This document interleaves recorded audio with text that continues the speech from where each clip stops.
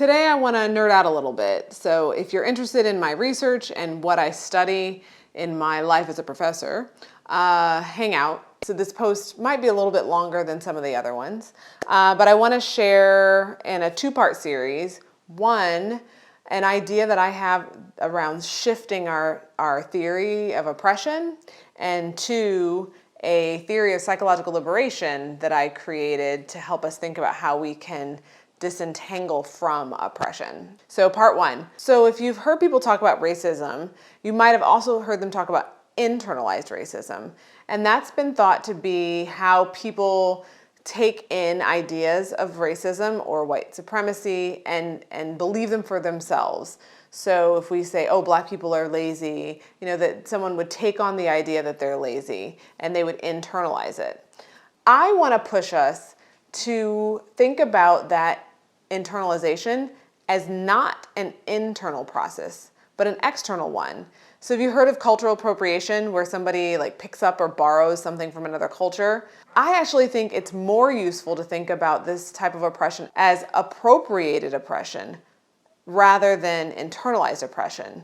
So if we can think about, oh, I appropriate this idea about me being lazy rather than I internalize it, I can decide I don't want to pick that up. I don't want to appropriate that. I don't want to borrow that.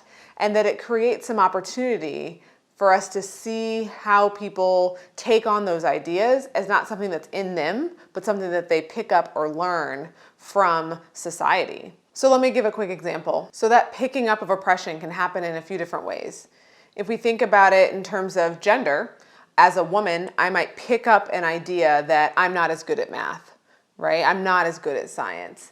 And if I think about that as in me, I could think, oh, I just shouldn't do statistics or shouldn't move forward in this career because it's just in me, I'm not good at it.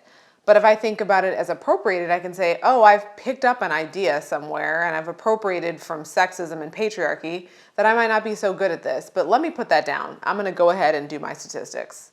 Or as a black woman, I might have appropriated some ideas about black women being aggressive or loud or hypersexual. And if I realize that those are ideas that white supremacy gives me about being a black woman, I can leave them be. Easier said than done. But I can choose not to appropriate them. The reality is we've historically thought of appropriated oppression as all bad. It leads to low self-esteem or psychological distress. And it is problematic. I also think that it can lead people to overcompensate. So you can have people who want to prove it wrong and maybe overwork themselves or engage in John Henryism. And that's a story of a black man who, when they were figuring out how to drill holes for the railroads, said, well, I can beat this machine. And he does, but he ends up dying at the end. So he worked himself to death. So that's not so adaptive. So I think helping us think about appropriated oppression rather than internalized oppression can give us more opportunities to break that connection. So hopefully you thought this was interesting. I get excited when I think about my research. And check out part 2, where I present a theory of psychological liberation that I've been working on. Thanks for nerding out with me and listening to my work. I'll see you next time.